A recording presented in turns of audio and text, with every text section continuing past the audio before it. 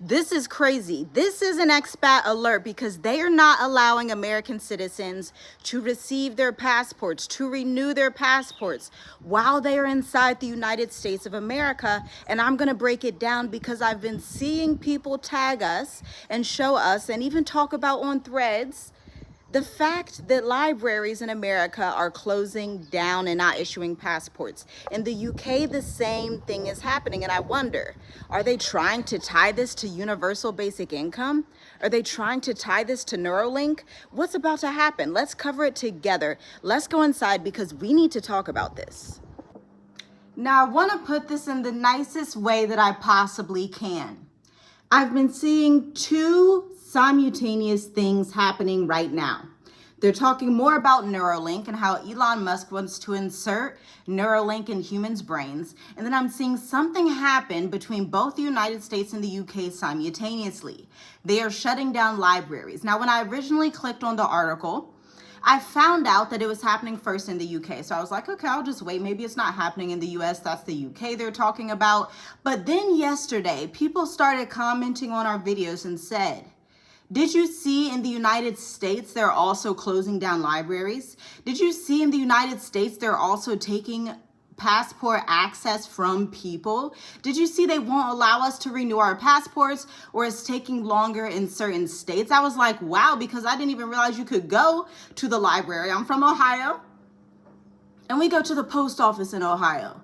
You stand in line, you get your picture taken right there at the post office. They renew it or give you your first one right there in the post office, and you have to go through a long line because the post office in Ohio is always busy.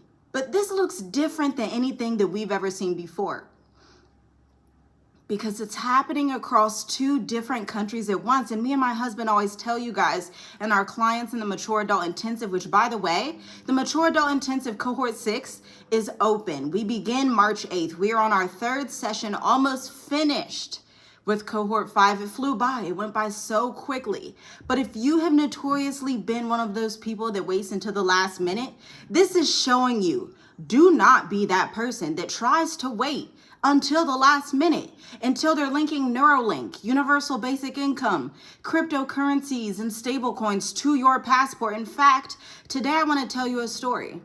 I've renewed so many passports while abroad and found out that it's actually easier to renew your passport while you're abroad than it is to renew it in America. Now, that may sound counterintuitive. We don't have to pay rush fees for it to come back within 14 days. There's no super long line that you have to wait for. You just get it done and it's done and that's it. So I'm going to tell you a couple stories about that because we are a large family that renews our passports while abroad. A lot of people who have not traveled believe, oh, you have to fly back to America to renew your passport, without realizing U.S. embassies are pretty much all over the world, especially in the regions that we go to, because we would never travel somewhere that does not have a U.S. embassy, okay? Number one. Number two, the U.S. embassies are going to be the most functional government institution that you find in most of these countries, meaning they process your paperwork quicker than ever before. So here's what it looks like. You book an appointment to go to the U.S. Embassy. Your appointment may be about 4 weeks to 6 weeks out, depending on how busy that embassy is in the country that you are in, on the continent that you are in, whether you're in Africa, Asia, Europe, Australia, or wherever else in the world. You're going to show up with your appointment and you're going to have your old passport if you have it with you. If it's lost, you can write that on the application as well. You're going to fill out the application, the form. It has some type of numbers with it, but it's basically the same form that you would use in the US. First name, middle name, last name, birthday, social security number, all those wonderful things, your address in the United States of America. Then you process that paperwork, you sign your name, the other person signs it, and they're like, okay, you're finished. Turn in your passport photo. Now, typically when you're outside of America, you're going to take that passport photo at somewhere that is separate from the U.S. Embassy. So they don't do the photos typically in the embassy, or at least this is what I have seen across both Tanzania and Mauritius, okay? So there's that. Then you're going to go and you're going to just be done, and they're going to say, okay, we'll call you and we'll email you when it's ready, because addresses work different out here in Africa. A lot of people don't know this, but they don't really have addresses the way that we do in the States. They have them, but they're like not the way that it is in Columbus, Ohio, in Miami, Florida. It's very different, okay? And this is why we always tell you guys, technology in Africa, systems in Africa are much different. Even I imagine it's this way in India, okay? Are much different than America. Everything is not as box cutter, like perfectly in motion the way it is in the States. And this is why it's easy for the United States of America to become that hyper super surveillance system. And we have been talking about on this channel the fact that President Putin is looking at working with President Donald Trump. Now, I think behind the scenes, Trump wants to learn some of those old Soviet USSR days methods on how he can stay in power for 30 years, how he can just have this whole dictatorship in America. He's already shown you that, okay? And so really, if you are someone, if there were no other signals to tell you that it's time to exit the United States, this is it, because you can literally get your passport quicker in these other territories of the world if you are already in that territory. Now, it's an issue if you are somebody in the United States who had wanted to be an expat, but you were lollygagging, taking your time. I mean, we even sold our house from outside of America because we were not about to wait on any of that. Okay, getting our power of attorney, you can get your power of attorney online. Your power of attorney will take care of all of that for you. It's so incredible. And being that we are from the US, they have that stuff already digitized where you can literally go and Rocket Lawyer, which is a Black-owned company, by the way. You can go in Rocket Lawyer and actually sign your paperwork to get your power of attorney within the same day. But I believe that you should be very aware of this moment. You should almost be scared. A healthy fear is okay.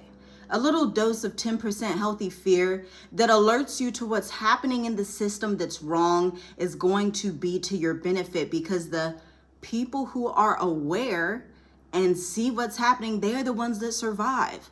Like some of our ancestors who were in the slave trade and they actually decided to run to the north. That was a survival skill. The ability to run and switch places at a moment's notice. That's a survival skill, okay? My ancestors did it fantastically. You know, they used to live in Alabama, Georgia, all the places, South Carolina, and they're like, oh no, we gotta go north. We gotta get to Ohio for a time. But you know, that Ohio time period is up, okay? And so obviously that's why I don't live there. But you should be really considering and looking into this, because eyewitness accounts are primary resources. It doesn't matter if Fox News isn't covering it. It doesn't matter if CNN isn't covering it. When you have Americans telling you in the hundreds and thousands, and then it's happening simultaneously in the UK, and the UK and America are like this, then that's telling you what's about to come. That's telling you they're going to link your passport to stablecoin. They're going to link your passport to blockchain. In fact, on an island called Palau in Oceania, all the way by Australia, they're already linking residencies to stablecoins, okay? These things happen quietly behind the scenes, but everybody pretends like they don't know what's going on, or perhaps you truly don't know what's going on, and we are here to alert you, to alarm you, so that you can awaken from your slumber. Wake up, Jacob, and see what is happening across the world, especially in the United Kingdom and in the United States. And this is why I'm telling you again, these things do not happen in Africa. If you go to the right country. Now, if you're going to a dangerous country, and when I say dangerous, I don't mean like criminal dangerous. I mean, they are having digital IDs. I'm meaning they are putting surveillance systems in place, like a Kenya, like potentially a Nigeria, like potentially a Burkina Faso. These are all things you have to look behind the scenes. We talk geopolitics with our clients in the Mature Adult Intensive. Again, you can join March 8th. We begin at 2 p.m. Eastern. There are 5 slots available. But if you are going to countries and you don't understand that they are this close with the ideals of the United States and the United Kingdom, then my friend, it's going to be a difficult time for you. This is why it is more important and critical than ever before to choose the right country and to understand your values, because for some worldly people, it's okay. They're like, yeah, you can peg my passport when I arrived to Kenya and South Africa and just peg it to a stable coin, peg it to some weird Huduma ID, peg it to some odd number. I think us US citizens, we have enough odd numbers. We already have a social security number. I'm not in the market to get any new numbers. I'll be honest with you. I'm just not. And so for me personally and our family, we are those who will stand on the word of Yah and only do what he says, only go where he goes. And we know that you are like that as well, which is why we're here talking to you. This is why we say you may want to stay out of East Africa. I did some research with my deep research assistant and found out most of these things are happening in East Africa, not as much in Southern Africa, not as much as in a Botswana, a Namibia, a Mauritius, a Seychelles, but it's also happening more in West Africa as well. In Burkina Faso, Mali, Niger, they have plans to put these things in order, and you do not want to be a part of those wrong end time plans. You want to look for the escape, and for everybody who says, well, there's going to be no escape, well, you must not understand the Most High's memo. You must not understand what he embodies. You must not really read the word, because throughout history, even to the Hebrew, if you would look and see what the Most High's name means, what words come up consistently, he always says, I will deliver my people out of Egypt. I will deliver my people out of Babylon. I will make my people flee out of Babylon. I will tell you to separate and come apart from them, and I will deliver you. Just the word deliverance is a synonym for the word escape. And so you must be faithless if you truly think in these times that the Most High does not have an escape. In fact, I have a testimony that we've told on this channel multiple times, but I'll tell it again for fun because it's always great to praise the Most High Yah. During COVID, it was in the whole world. It really was. It was worldwide, right? Every nation was shut down, except the ones that weren't, Tanzania and Madagascar. And so we went to Tanzania. You know, we boarded flights. We've never had to take a COVID vax, never had to take a COVID test. You may not believe me, but if you are a believer that actually believes, not just says they believe and then goes to fold and lay down like the sheep and just go to your herding corner to die, that's not what we're talking about. We're talking about people with real authority and real faith in Yahusha the HaMashiach, the Messiah, the one who is Yah in the flesh, in the body. Okay, the one who died for your sins, for your transgressions. Yes, he is providing authority for those of us who have the eyes to see the escape, the eyes to see the wisdom and discernment that he has given them. But of course, he is not giving this to everybody. Of course, it's only for the chosen. Of course, it's only for the remnant that even believe in his goodness, because he says, will I even find faith on earth when I come back? A lot of these people will be walking Neuralinks. We're going to look back 5 to 10 years from now, you and I here. You and me, we're going to look back 5 to 10 years from now at this faithless generation of human beings that just succumbed to the Neuralink because it was happening all over the globe. There was no escape. There was no way to get out. Stop that. That is foolishness.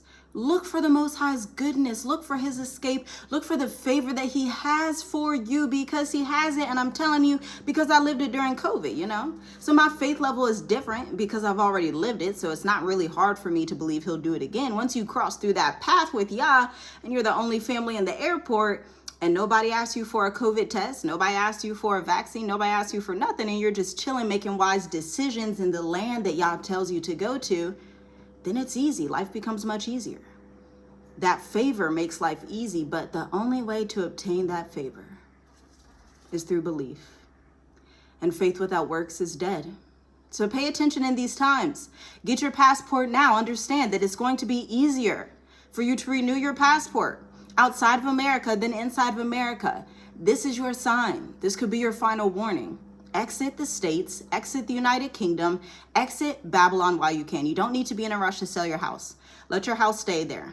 Get an Airbnb, get a tenant, get a power of attorney, whatever you want to do. You don't have to wait for it to sell. I'm telling you, we sold our property maybe 3 years into being in Africa without going back to America. We didn't sell till we were good and ready. You can do the same thing, but only if you have the right strategy and belief. Shalom, shalom. We'll see you in the next video. If you are an entrepreneur and you love what I've been talking about, go ahead, check out the Introvert Marketer podcast down below. And I'll see you next time. Let me know what you think about this.